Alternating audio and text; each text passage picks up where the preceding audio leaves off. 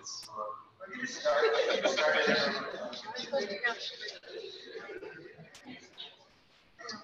Okay, thanks everyone for being fairly prompt. We're going to start the afternoon session with Rob Avis, who's joined us actually from Calgary, so we'll have to throw in a round of applause to welcome him, but he's going to speak about his holistic retrofit. And, yeah, I'll let him take it from there.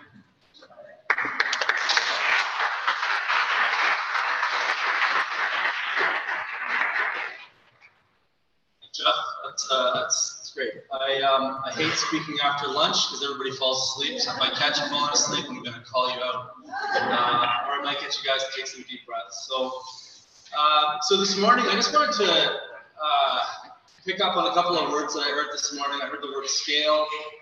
I heard the word, shoot, it's just on the top of my mind. Scale and integrated and holistic. There's another word that's not coming to me, which will probably come to me at some point in the presentation today. Story, that was the last one. And I wanted to kind of tie all of those into this presentation because those words actually mean a ton to me. And so I thought I'd start off with our story because I think it's interesting and it ties into what we're talking about today.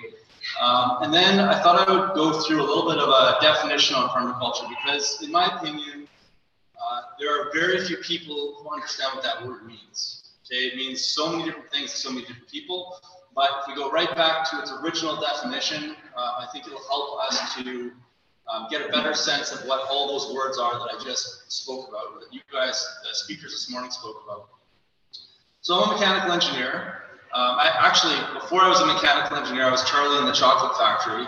I grew up in a cake factory. We produced between 20,000 and 100,000 cakes a day. We had a 40,000 square foot facility, 100 employees, about $20 million in cakes, and I bet you most of you have consumed one of them. I left the industrial food industry, because that's really what it is, let's be honest about that. Industrial eggs, industrial cream, industrial flour, everything that goes into making those diabetic medicines or anti-medicines. And then I went to university, I became a mechanical engineer, I went into the oil patch. It's the only place I could get a job. Even though I was very interested in sustainability, nobody was talking about these things when I left university. And so I became a pipeline engineer. I started designing oil and gas facilities. I started designing, helping get oil and gas from the ground to the facilities so that we can consume it. And I'm a pretty pragmatic guy because, on one hand, I was really struggling with my job because I saw the issues that oil and gas creates. But then I was very frustrated by the fact that I still heated my house with natural gas, and I still drove a car to work or transit that used fossil fuels.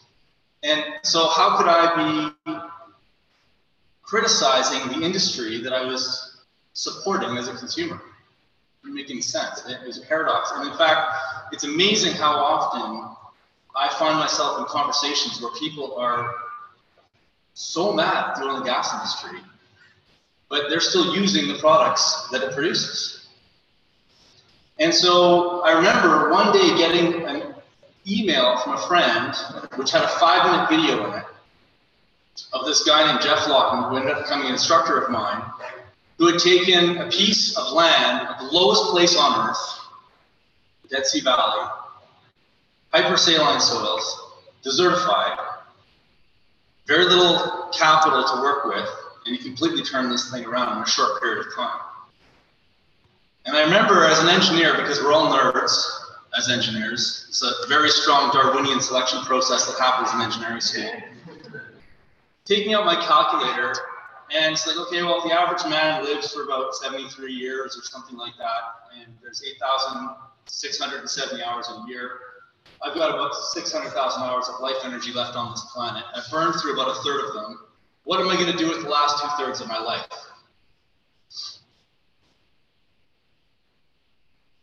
And I called my wife up that day because she's also an engineer. She was working for Imperial Oil at the time. And I said, we have to quit our jobs. It was clearly the answer. So we took a Westphalia van, we converted it to run on plant oil. And we didn't end up using the van right away. We actually ended up going to Denmark because while this was happening, I was learning about peak oil. And I was telling everybody in the oil patch that I worked with about peak oil. They're all telling me that it was completely nuts. And we decided to leave our jobs right when oil hit $148 a barrel. Ended up going to Denmark. We spent 6 months there because everybody in Calgary was saying we cannot repower the world. It's not possible. There's not enough wind, there's not enough sun, which is complete BS. Because when we went to Denmark, what we realized is that the story over there was completely different. And it's our cultural discourse, it's our cultural story that determines where we go as a species. So if you're in a canoe, and you're going down a river, you need to know where the rocks are.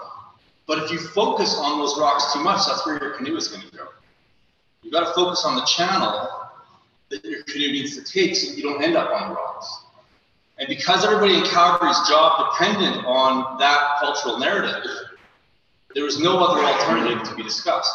But we went to Denmark, and what we realized is the cultural narrative was different there. In the 1970s, during the oil embargoes, they had a choice to either go nuclear or invent a new technology that had never been invented before, which was wind turbines. And that technology allowed them to repower their country. They were 20% renewable when I was there. They're trending towards 100% right now, and they will get there very soon. In fact, there are days when there's enough wind that they're actually having to send off electricity in Norway because they're overproducing, like right now today. So we said, wow, if that narrative that we were being told in Calgary was wrong, what other narratives are wrong as well? And so then we came back to North America. We traveled in our Westphalia van on plant oil as much as we could. Because what we realized in Denmark was that repowering, refueling the world is actually a really simple technical challenge. And there's enormous interest in keeping the system the way that it is right now because it makes a lot of money. It's really simple. It's not a conspiracy theory. And so we started looking into food a little bit more, and which was kind of a weird direction for a couple of engineers to go. And you'll see why we started looking at food here in a second. And so we traveled to all the farms that we could travel to and tried to understand how the food system works. How are we going to repower ourselves? Right now, in the current global paradigm for food is actually scarier than energy, in my opinion. Every ton of grain that gets produced in the conventional system erodes 7 metric tons of soil. Okay, just as one example. Peak phosphorus is 2025 to 2030. Okay, 4 billion people on this planet are here as a result of nitrogen-based natural gas fertilizers and readily available phosphorus that has become available as a result of the creation of synthetic acid back in the 1890s. When phosphorus starts to diminish, don't go commit suicide. I'm going to get to the positive stuff here, but I just want to set the stage for our trip. So when peak phosphorus happens, we're going to have to radically change the way that we grow food and feed human beings. So we started to see that all of these things, energy, food, water, waste, they're all connected. And nobody was talking about integrated design back then, or if they were, it was not very integrated. And so through our travels, we came across this word, permaculture. And depending on where you went, depended on whether or not you needed dreadlocks to practice it, or tattoos, or whatever. And what we realized is that all it is a design system. It doesn't matter what your skin color is, what your hair looks like, what gender you are. Everybody can use this system. In fact, you could say that ecosystems are the original permaculturists, especially the actors within those ecosystems. Beavers are a great example of that. I'm glad that got brought up this morning. Because all it is a design system that copies and mimics nature. Okay, so the current paradigm, which is what I was really feeling as a mechanical engineer in the oil and gas industry, and I want to give you a definition of engineering, because this really pissed me off when I found out the definition of engineering. It's the manipulation of matter to the benefit of humankind. And the reason that it pissed me off is because it is such a narrow focus. Okay, right now, there is an enormous amount of conversation happening around Sam Harris and Jordan Peterson on the internet. If you haven't seen that, go check it out. It's really interesting. And not to get into their philosophies too much, but what's really interesting about these two guys is that they're juxtaposed to each other. So one guy is saying, Jordan Peterson is saying, we need biblical stories in order to create a common ethic amongst humans. Okay? But it doesn't really work, in my opinion, because not everybody's Christian. And Sam Harris is saying, well, no, we've got science, and we can create objective reasoning to determine what an ethic actually is. And that's the way humanity should go. But what I really appreciate about Jeff's opening this morning is that he had a quote from Bill Mollison. And what Bill Mollison was saying is like, he's somewhere between the two of them, because what he basically was saying is that we needed a shared ethic and in order to coexist on this planet so that all living things have a place to coexist. And it's not about being less bad, but being more good. Okay, so permaculture is a design system to meet all human needs while enhancing the ecosystems around us. Okay, that's its fundamental tenet. So nature has to benefit, and so do humans. And in fact, there's a lot of really great anthropological case studies that we can draw from in order to build into our existing systems to be able to achieve that. And so really what a lot of these oil and gas guys were saying to me when I was trying to figure out what all this stuff meant was that there's no way individuals can make a difference. It has to be big scale. You have to scale, you have to scale, you have to scale. But when I look at what's happening in Alberta, Alberta's just lost its cod. Okay? We're in absolute free fall, and we're going to take the rest of the country with us because our oil is not being valued anymore, because the world's transitioning away from oil, and we're not smart enough to be ahead of that curve. And so, with that, we probably have to look at how we've decided to scale human habitat. And so today I want to talk about how one person or individuals can make a world of difference, and we'll quantify it. Okay? And that's basically been my mission for the last 10 years. So we left the oil patch, we came back to Calgary. I remember driving over the Rocky Mountains from our trip, returning back to Calgary, looking at my wife saying, what the heck are we doing in this province? Right? We should be in BC where all the green people live. There are more in the closet greenies in Calgary than you could ever possibly imagine. Most people don't like what they do, but they do it to pay their mortgage and pay off their cars. And they haven't been given a better solution. So we're going to talk a little bit about some of the stuff that we've done to help people see what those better solutions could be. So the core tenet of permaculture is that in nature there is no work or pollution. Okay, and so when the needs of a system are not met from within, we create work and pollution. So if we just use it, and I unfairly gave a question about entropy today. I can't remember your name. Sorry? Christina. This is what I was getting at. And if we measure the success of our design ecosystems through the lens of entropy, which is essentially work and pollution, you inevitably optimize for ecology. In ecosystems, there is no pollution because pollution or waste is just an unused resource. Work is just a system that is lacking an element or a cycle or a niche. Okay, so permaculture's primary aim is the creation of human ecosystems that allow all living things to thrive by copying nature. And I think the man that said this best, Bruce Mao, I think he's from Toronto, isn't he? Process is more important than outcome. When the outcome drives the process, we'll only ever go to where we've already been. If process drives outcome, we may not know where we're going, but we'll know that we want to be there.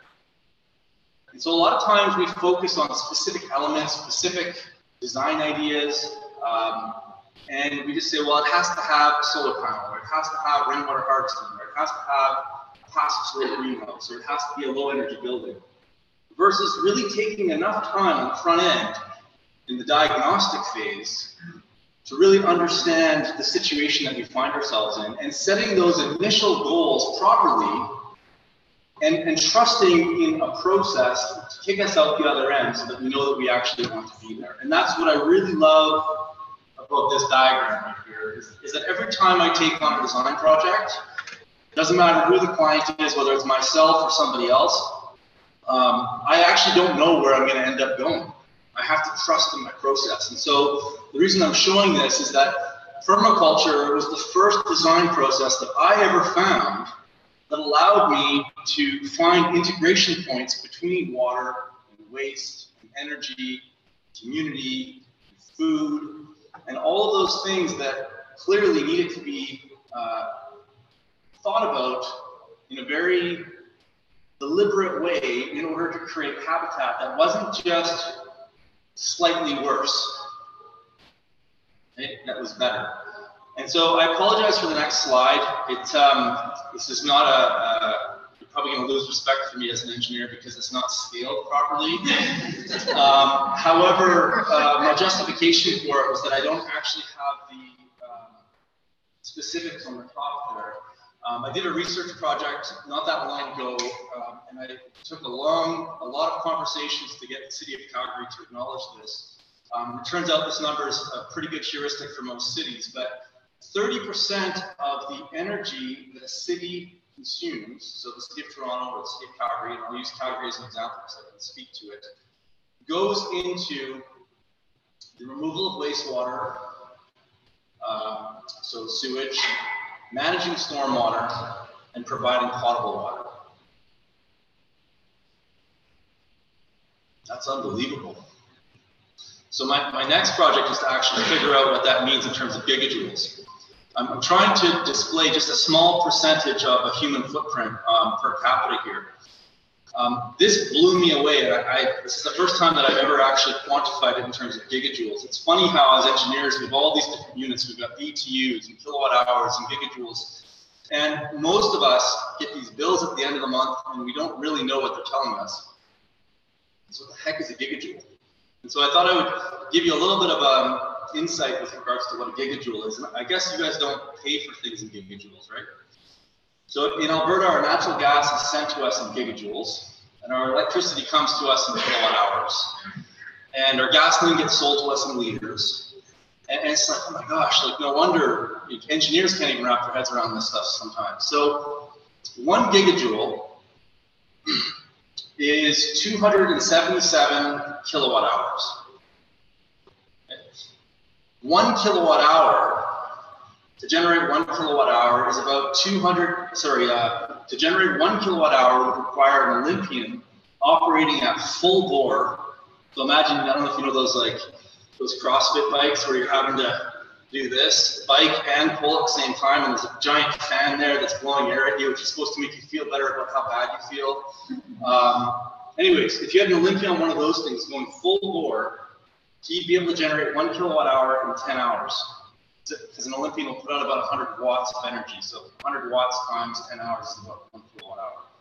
So 1 gigajoule would take 277 Olympians 10 hours to generate 1 gigajoule. So it turns out that, and these numbers are based on Alberta numbers, it takes about 18 gigajoules of natural gas to heat our house per capita per year in Alberta. Okay? Just to kind of wrap your head around how much it takes to heat a typical house for a family of 4. Okay? But this is all in per capita. So my contribution to one of our crappy Alberta houses is about 18 gigajoules a year.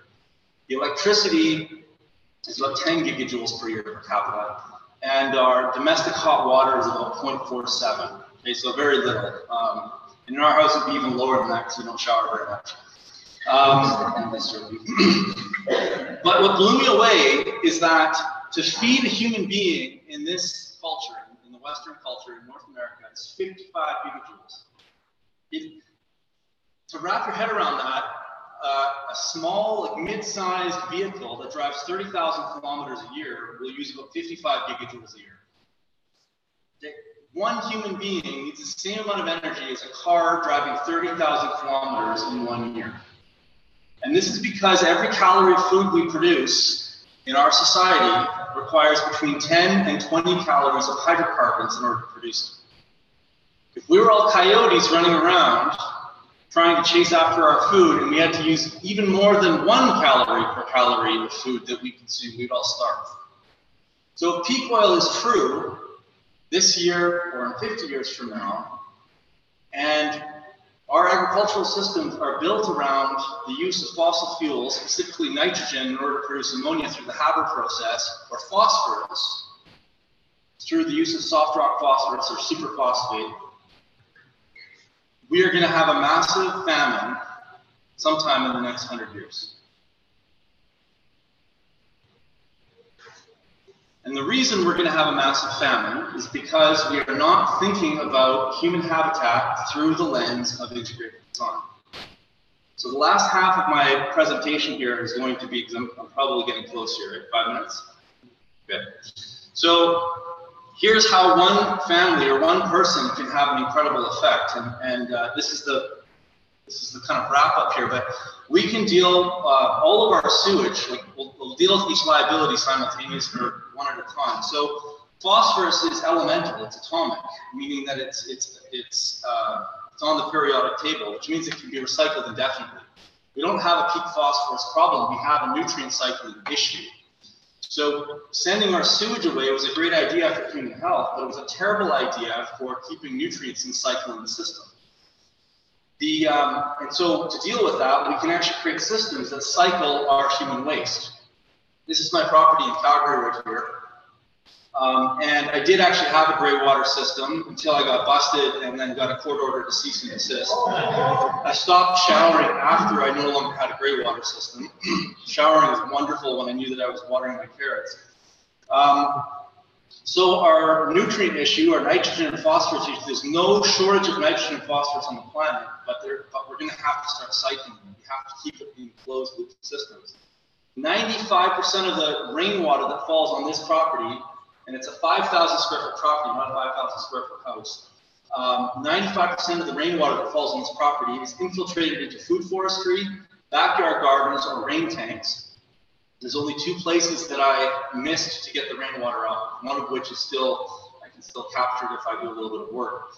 All of our domestic hot water comes from a solar thermal system. We're just about to put a solar photovoltaic system onto the house, which will make us net neutral in power every year.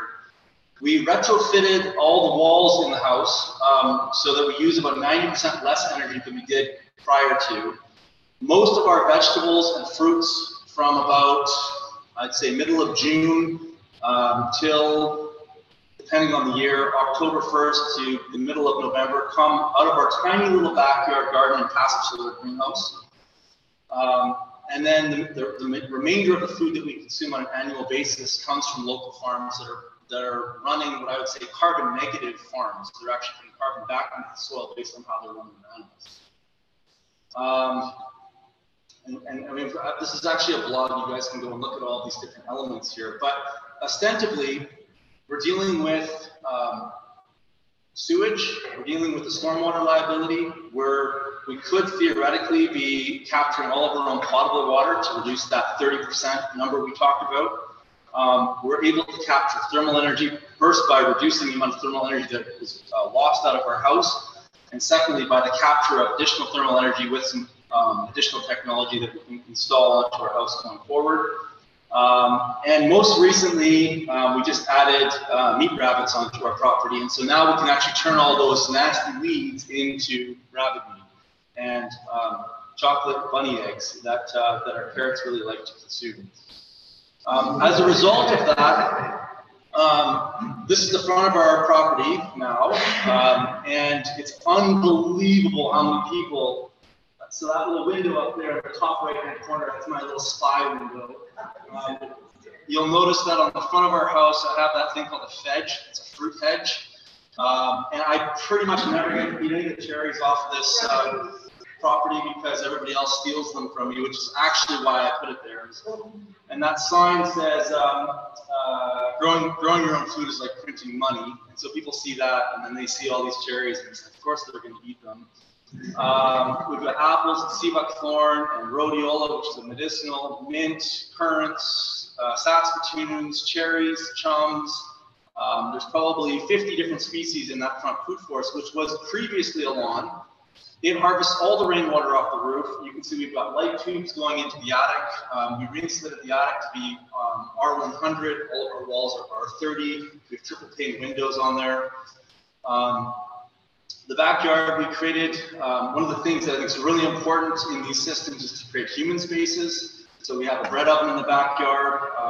I've created at least 3 marriages as a result of that pizza coming out of that turtle. We host kids parties here all the time. It doesn't matter whether it's -20 or +20. There's parties happening in the backyard around this space. Most of it's built with reclaimed lumber. Our garden, like I said, produces a plethora of food in spite of the hard growing conditions in Calgary. A third of the rain that you guys get out here. And in order to, one of the things that we see in permaculture is the problem is always a solution. So you don't have a grasshopper problem, you have a turkey deficiency. And you don't have a water problem, you just haven't given your neighbor a case of Budweiser during a Calgary Flames game. So my neighbor just lets their water just disappear, so I'm not even dealing with the stormwater just on my own property. I've actually gone to my neighbors and I'm dealing with their stormwater liability and turning it into an opportunity. So I capture all the water off their roof and I feed my food forest with it. So my food forest itself harvests about 30,000 liters of water between my roof and my neighbor's roof every single year, meaning that I never have to irrigate any of my systems. It's all passive because work is just a failure in design.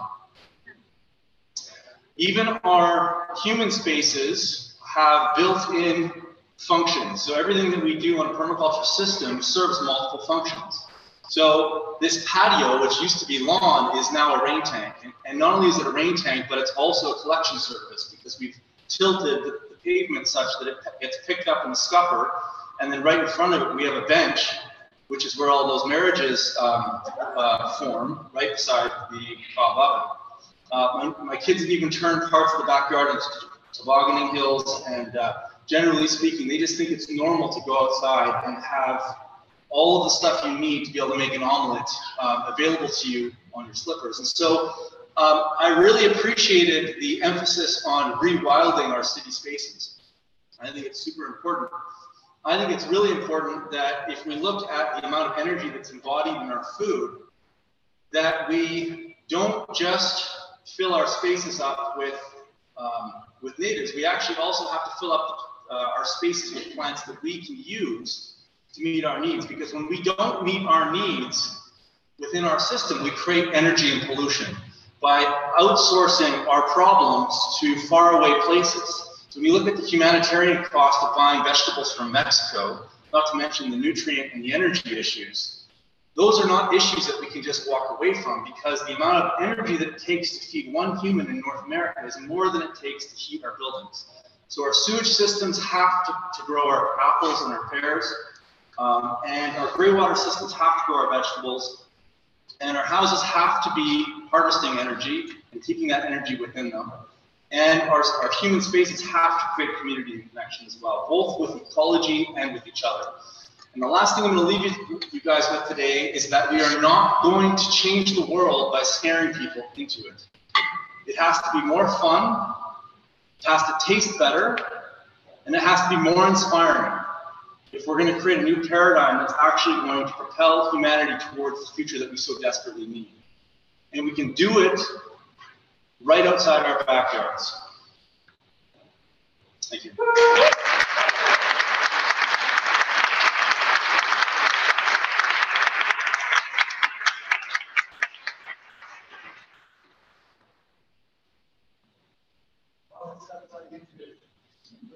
Thanks, Rob. Any questions? Rob? So you talked about paradigms and peak oil, where it's the price of gas and fuel along the way. There's theories for our society that look like once gasoline is just not exist. How do our planetary habits start to evolve? That? Or priority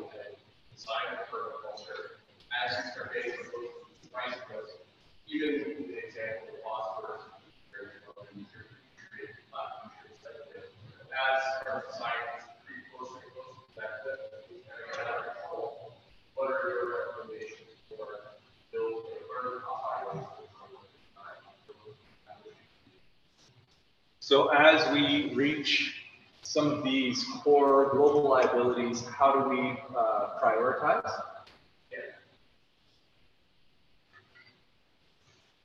Well, hopefully, I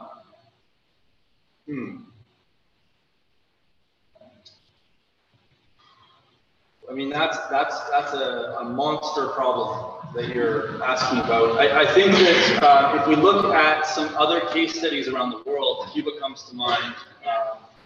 There's a great movie that probably some of you have seen by an organization called the Community Solution from the States that was titled How Cuba Survived Peak Oil. And basically what happened was they got cut off from the Russian supply chain. And it was their ability to organize as a community of people to actually create those priorities. And so I think it's very difficult to know, to give you a direct answer on that, because every community is going to have a different weak link. The thing that keeps me awake at night right now as a mechanical engineer that specializes in thermodynamics is that, and also who came from the oil and gas industry, is that if you look at decline curves in oil wells, at least conventional oil wells, they follow pretty close to a bell curve. And conventional natural gas is actually hyperbolic, so it comes on almost instantly and then it comes off really quickly. And then when you bring shale gas into the equation, shale gas and shale oil have made a big mark on the world, and everybody's kind of enamored by this new shiny technology, in spite of all of the environmental consequences. It's even more hyperbolic, and in fact, the shale oil follows a similar hyperbolic curve to natural gas when they're exploiting it. And so the way that they kind of keep the wheels on the bus is by fracking enormous numbers of wells and then stacking up all the hyperbolic curves simultaneously. While the natural gas grid is far more resilient than the electrical grid in this country, what's interesting about gasoline and electric cars is that converting an entire fleet of gasoline-based, we'll call them ICE cars, internal combustion engine, ICE cars, is going to happen a lot more rapidly than the transition away from natural gas for heating homes. And we build homes that are only marginally more efficient in Canada than in California, only marginally. And so transitioning and retrofitting our existing building stock, because you can't rebuild it all. It's not going to happen. That's the thing that keeps me up at night. The second thing, and now that I've just created that pie chart that's really keeping me up lately, is that per capita production of grain has been in decline since 1986. And we have the smallest number of farmers that we've ever had. The average farmer is over 66 years old. We're relegating most of our human intelligence to AI. I mean, like, the fragility in the food system cannot be overstated. And here's another crazy thing, just while I'm on that topic really quickly. We talk about the embodied carbon in the heating and powering of buildings, right? Or the use of fossil fuels in cars or power plants. Most people don't know this, but the food system, agriculture, over the last 12,000 years, has emitted twice the amount of carbon of all fossil fuels combined. Agriculture has a larger impact on the carbon load on the planet by a factor of 2 over all fossil fuels. And so one of the reasons when I left Denmark that we focused on food was that we can repower the world. We can even find ways to heat our houses differently.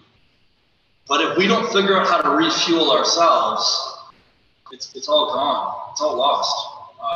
It all has to happen simultaneously. And that was my point in this presentation, was that our homes should not just be these holes that we dump money into and then we drive away from in the morning to try and make money, pour more money into our homes. They should generate their own power. They should help us to make our livelihoods. They should feed us nutrient-dense food. They should deal with the stormwater liability. They should turn gray water and sewage into new resources. And we should stop waiting for our politicians to solve all of these problems.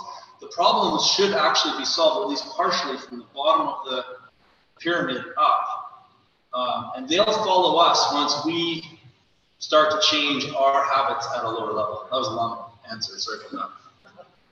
In the colorful shirt.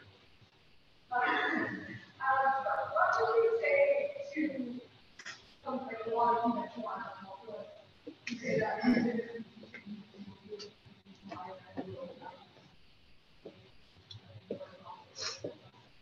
so the question was, what do we say to conventional agriculturists who, with regards to yield, and if we move to these types of systems, will we be able to produce enough? Absolutely. So I wrote a blog about 10 years ago called The Grass Isn't Greener, and I added up all the fossil fuel used just in the United States to cut lawn. Okay? And in fact, I had a reason I wrote this blog was because a master's student contacted me and said, can we feed ourselves within our cities? I said, I don't know. I was like, well, there's no way, we can't do it. And I was like, okay, well, what are the assumptions? You always start with the assumptions. Are you going to keep golf courses? Do you think we're going to keep golf courses if we're starving? Probably not.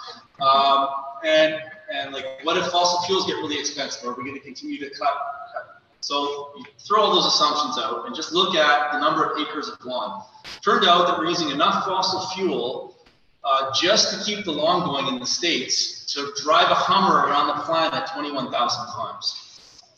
Okay, and not only that, but the lawn is this pernicious thing. Like we cut it, which is essentially harvesting the nitrogen and the solar energy, put it into a bag and send it to landfill, only to go to Home Depot and buy more fertilizer to make our lawn grow faster so that we can cut it again.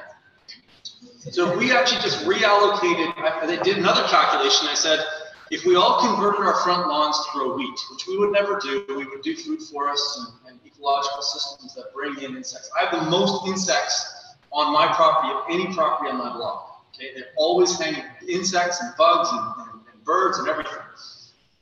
And so if we just used wheat as an example, because it's a simple metric, and said how many bushels of wheat do we get per acre off of a conventional field? And if we just converted our lawns to wheat, it turns out in the States, we could grow all the food that we needed just on our lawns to feed everybody a 2,000 calorie diet per day for 2 years off of one crop, just by reallocating the resources in the lawn to growing food. Okay, and then if we stop sending our compost to centralized composting facilities, like Calgary has something like somewhere between I think 100,000 and 200,000 dogs.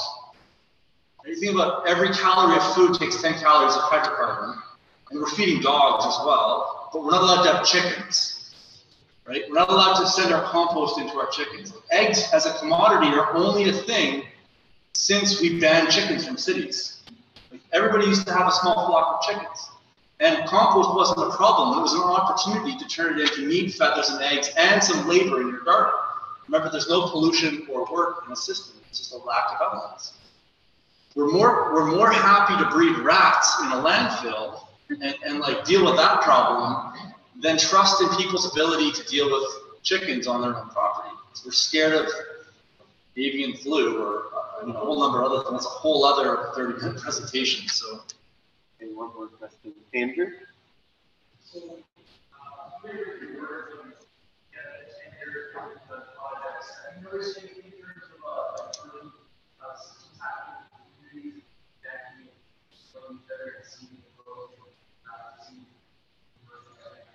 Totally. Yep. I got a call from the city of Vancouver just before Christmas, and they wanted to develop an entire four-block neighborhood around the principles of permaculture with regards to how that whole system gets built, with these ideas of creating closed loops. The city of Calgary is very aware of permaculture, and they're also talking about, not through necessarily the word permaculture. I was going to ask if Toronto was doing this. They're getting ready to decouple stormwater from the sewage bill. So if you, Victoria is doing the same thing. So if you show that you can use some form of low impact development, aka food forest, or something like that, rain garden, they will give you a rebate on your utility bill because they've decoupled the two. So things like that are starting to happen, and I think that I think it's inevitable. I think it's just a matter of having more of these types of conversations, which we all owe a round of applause to Jeff for bringing this on. I know how much work he's doing.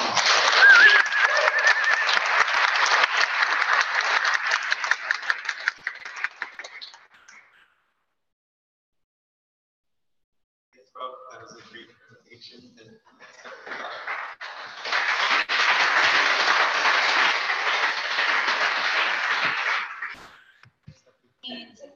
Sort of our urban ecology around apartment towers. I'm going to focus today a little bit more on the buildings themselves, a very different building type than Rob was talking about. A crucial one, a kind of form of urbanism where we're seeing today some of the earliest impacts of what we might call an eco-crisis, but also with a tremendous potential to actually make kind of bring our cities into the 21st century in the way we want to see them, both through building retrofits and through more complete and sort of well-serviced neighborhoods in our cities. So I'm going to talk about tower renewal.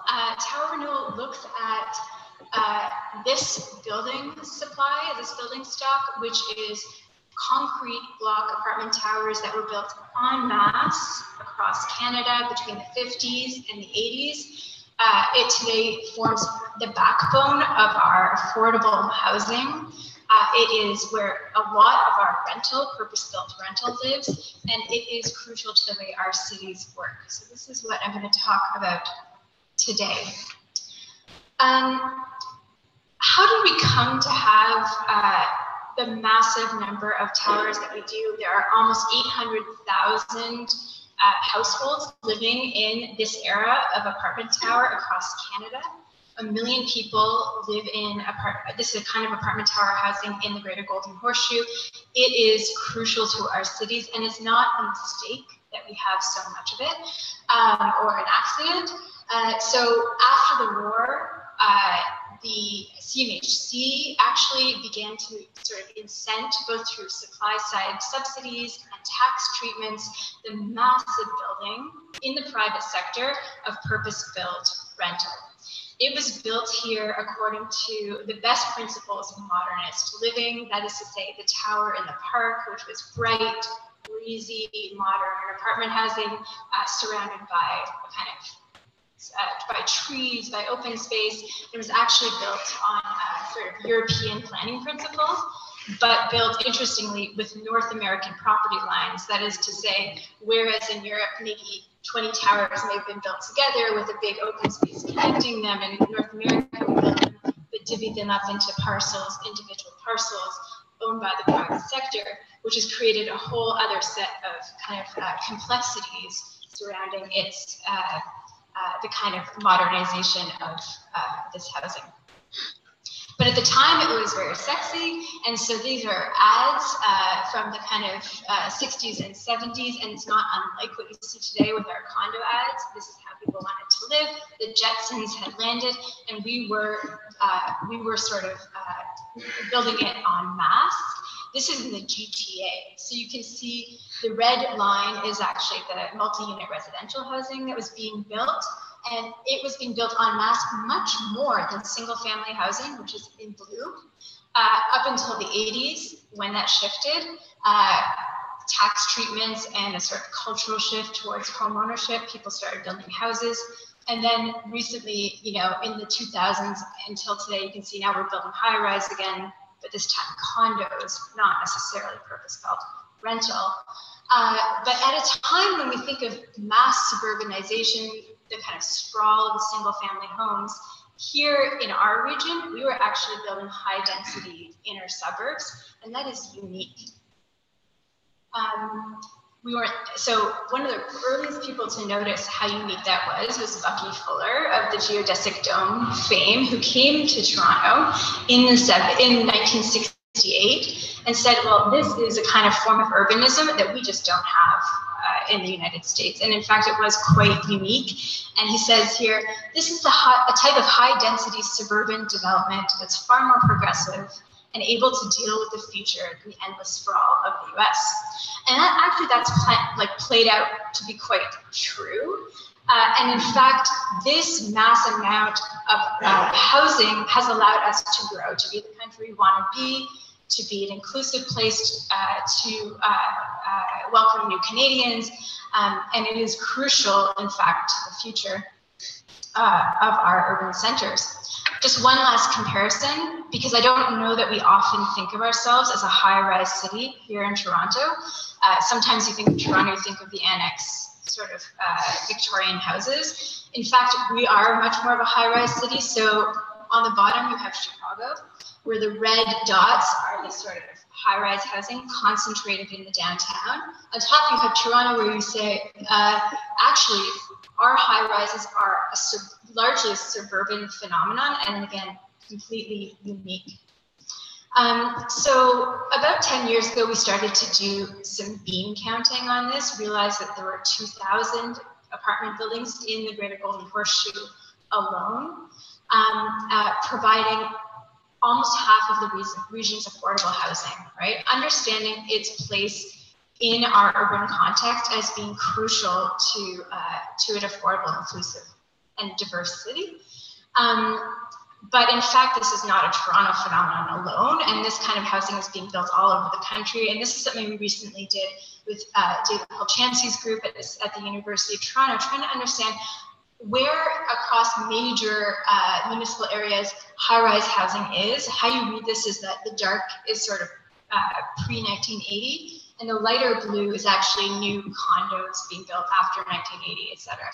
So you can see actually we're a high-rise country in many ways, and we have to find ways to make sure that this housing stock, similar to what Rob was talking about, can itself be resilient, sustainable, and maintain its kind of place at the core of our of our cities, even through the impending eco-crisis. So this housing was built in a really ambitious period. Today, it is under threat. It's under threat from two major factors, I would say. One is aging and deterioration. The other side is gentrification. Affordable housing. When I say affordable, I'm talking about market affordable housing that just has an affordable rent. Our rental markets are under a number of threats, I would say most of all because of their age. So again, we built housing 60 plus years ago. This is CMHC's stat that 76% of our rental buildings are over 36 years old. That's nearing the end of its life. As we know, our engineering friends here will tell you, we build buildings to about 40 years. We should be building much longer than that, but many building systems start to fail after 40 plus years. So the threats that our apartment housing is facing are often because they're aging and inefficient. We've seen evacuations due to failing infrastructures. We've seen long-term exposures to mold or poor air quality. We've seen renovictions where the building gets sort of improved and people can no longer afford to live there. There's also, because they were built at the scale of the car, actually, they were built to similar mixed-use planning principles that we had now, but they were all just spaced out. You could drive between one and the other. I would say today, our expectations about our cities is that you can actually live, work, and play more or less within the radius that you can walk or bike. And that is certainly not playing out today in many of our apartment neighborhoods. And again, social inequity. And this is, again, David Polchanski's 3 cities diagrams, but looking at from 1970 to 2005 and understanding how poverty is actually moved out of the core and the areas of more social need are actually clustered and overlaid quite one-to-one with where our apartment housing is. So what's the solution? How do we give this crucial infrastructure a second life? In the States, the answer has largely been to knock it down. And we're here talking, I'm here to talk about another approach, which is to modernize, to retrofit, and to give it a second life. That is to bring new resources and investment to the neighborhoods and to the buildings. So tower renewal is a kind of multifaceted approach. It works at a number of scales, but basically the three main principles are deep retrofits to the building, that is bringing them up to today's housing quality standards, and that's what I'll focus on mostly in my talk today. And then social, bringing in sort of renewed social and economic life, and neighborhood transformation, that is making sure that buildings are well connected to the cities and the infrastructure that they need.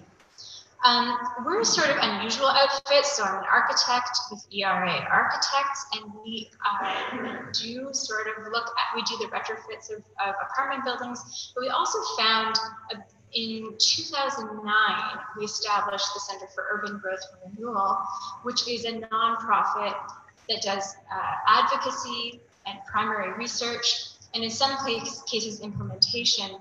We realized this problem was in fact a systems change problem. It was not necessarily a technical problem or an architectural problem. Today we have something called the Tower Renewal Partnership. So we work with a number of nonprofits. There you can see them above the line, United Way, Evergreen, Maytree, to actually push policy around tower renewal, and with a number of partners across a number of sectors, that is people working on the ground in communities, people from the sort of development finance side, or from the sort of housing provider side, Toronto Public Health. This is, we talked earlier about collaboration. This is absolutely a multi-sectoral issue. And like all wicked problems, we can't solve them without complex solutions that come from a number of players who don't usually sit at the table together. So what I'm not going to focus on today, but I just wanted to briefly mention, this is something that is important to us, is that I'm not going to talk so much about neighborhood transformation, but something we look at a lot. We have a sort of group of the largest 5 municipalities in Ontario who sit together to look at how apartment neighborhoods can become better connected to their to the sort of green infrastructure. Here you see the ravines, to bring mixed use to what used to be residential only zoned apartment buildings, and to actually make sure these are thriving and kind of socially and economically resilient places. Today I'm going to focus just a little bit more, and Jeff, can you give me a time check? 10? Perfect. Okay, so a bit more on the transformation of the housing itself. These are images from the EU. Again, most of this apartment stock was actually brought over from architects and planners who themselves, after the war, came from Europe. And Europe has a tremendous supply of a very similar type of housing. And in many countries, Central and Western Europe, that you've seen tremendous revitalization of these apartment blocks. The question that we had is, why are we not seeing this here today? What are the reasons that we are not, that we're not making these same kinds of investments? And this, which is a apartment tower retrofit in Oxford in the UK, is a sort of business as usual transformation of a building to reduce its GHG footprint by 70% to improve its housing quality. How come this is not business as usual here? Very briefly, this housing type, because of it's a very replicable housing type. That is to say, for the most part, it was built in such a short time period with very similar technologies and approaches, and it is actually experiencing very similar problems. And from an architectural perspective, we're seeing that it was built with almost no insulation at a time when gas was very cheap. It's essentially built like a tent, which means that people are both overheating and are not warm enough in the winter. It's built with inadequate ventilation. We're seeing huge mold buildup and other hazardous materials. And these are buildings that we are trying to address while people are living in them, which is to say these are people's homes. So there are a number of complexities when we look at trying to retrofit them. So our organization started to think about this from 3 different ways. We understand that we have to understand first, what is a retrofit? What do we want to achieve? How do we get there? That's the standards piece. Second is the financing. Nothing is cheap. What's the business case for doing it? And if there is no business case, how do we change that? And the third one is the industry. That is to say, do people understand what it takes to actually transform a building and to make it a healthier place to live? And how do we ready ourselves, the building industry, the design industry, et cetera?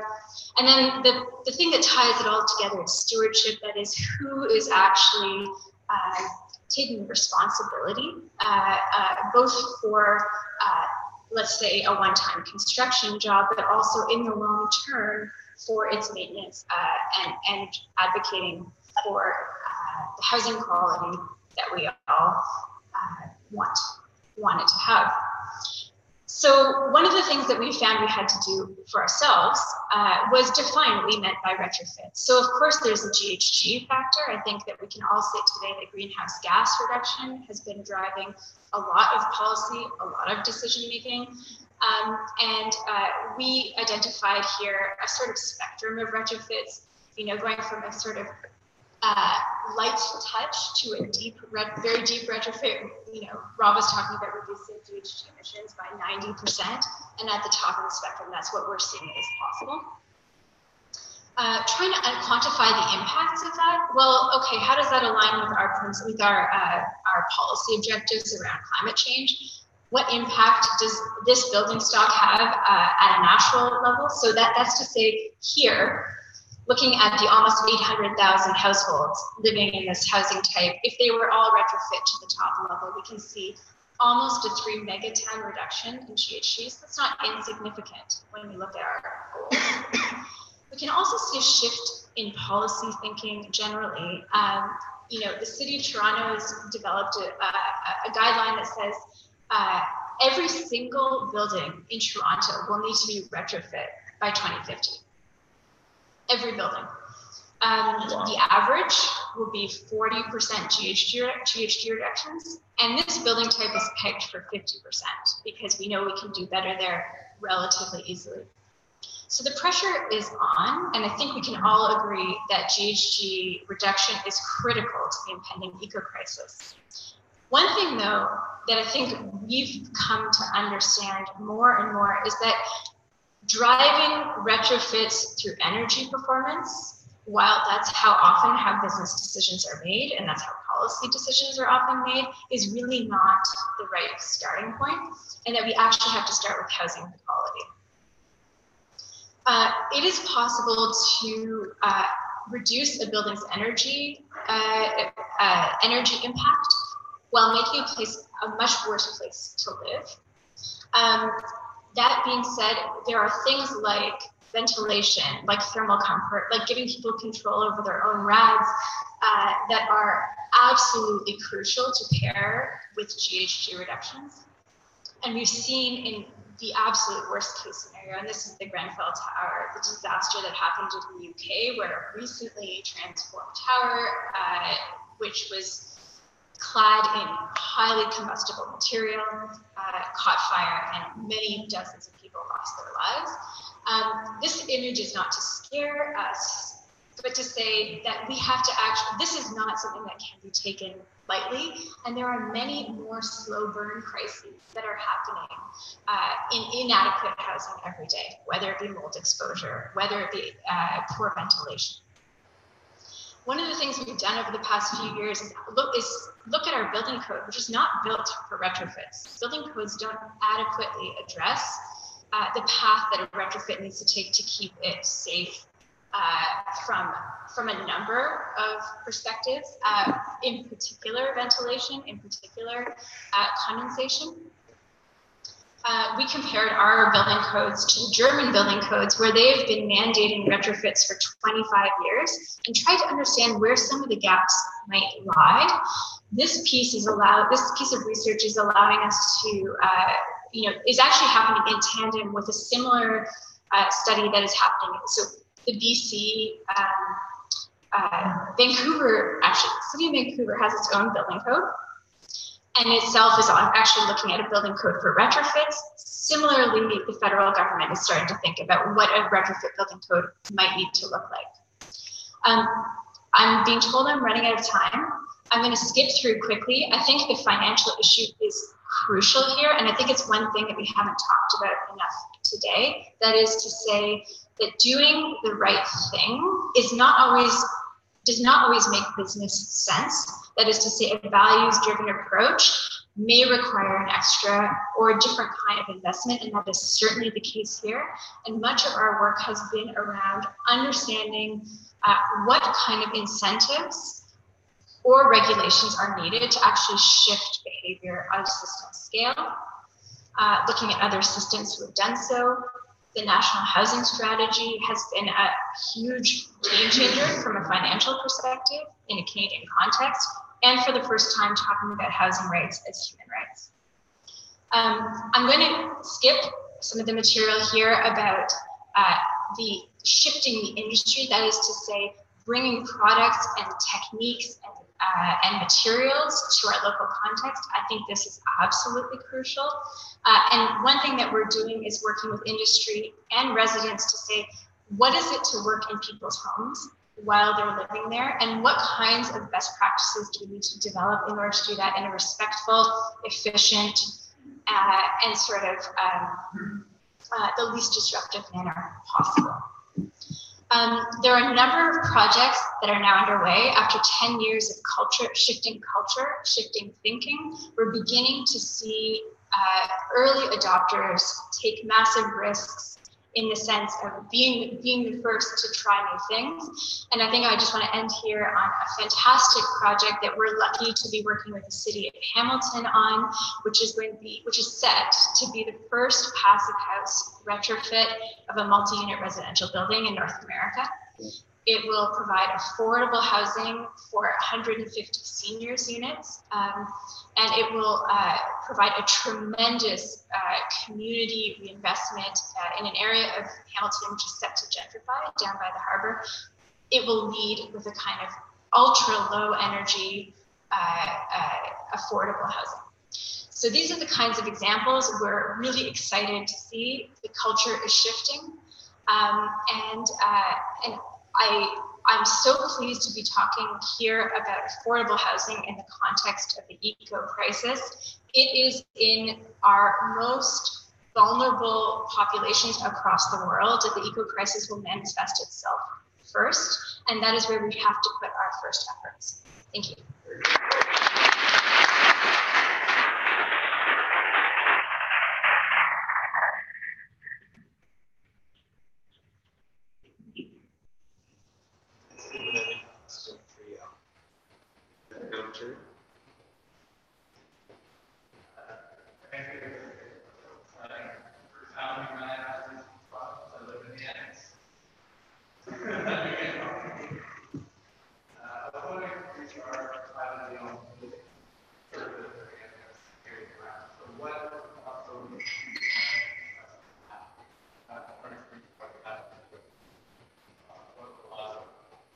Well, I think you hit the fundamental paradox right there, because currently the only tools that most of them are privately owned, which means that currently the only tools that people have to improve their buildings are increasing rents, right? And so what we want to say is, how do we maintain affordability and improve housing quality all at once? And that is absolutely a paradox that we've had to navigate.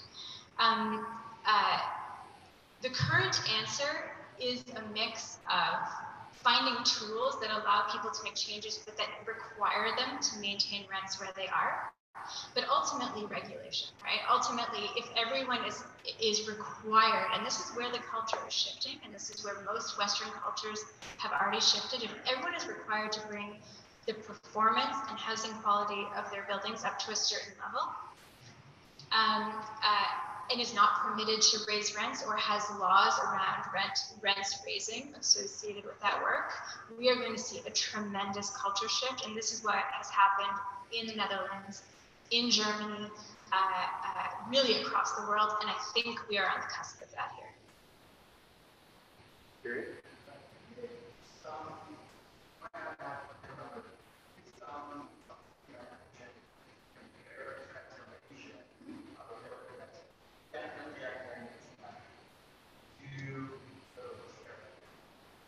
Oh, absolutely. Like from a cost perspective. Yeah. It's okay. So should I repeat the question? Do people hear that? Okay. So the question was, do we have a sense of the relative investment or cost required to, say, retrofit a building versus to tear down and build it again?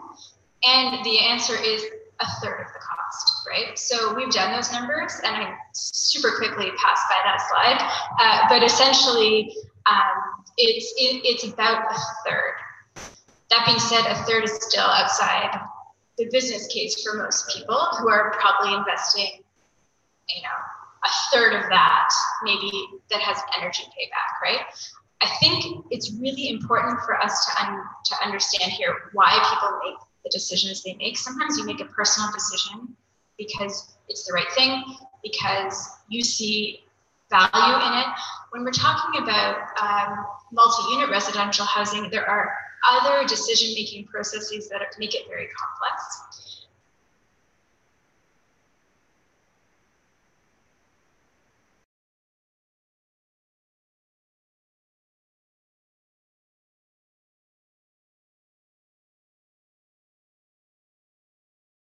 Right? In a scenario where energy costs more than transport. So you mentioned that a lot of things are spaced out.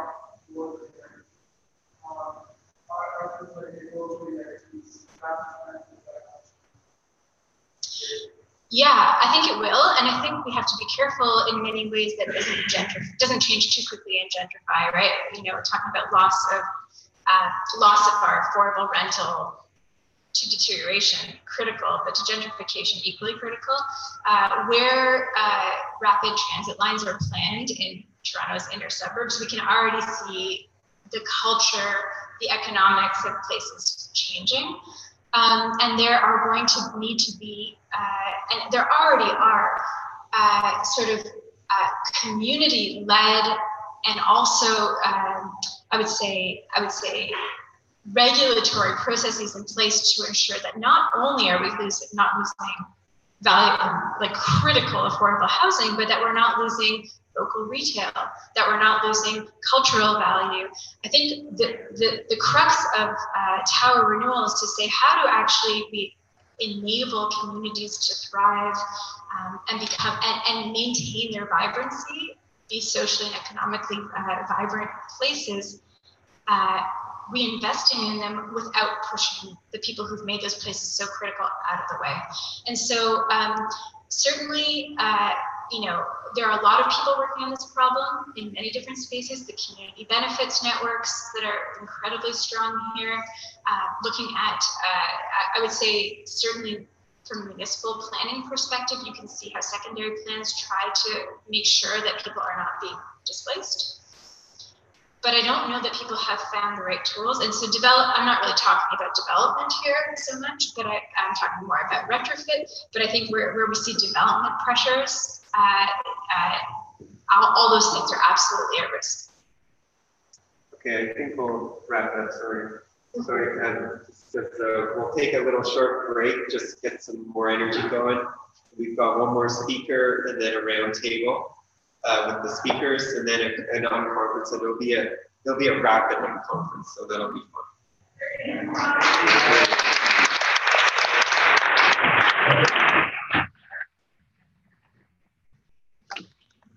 Good.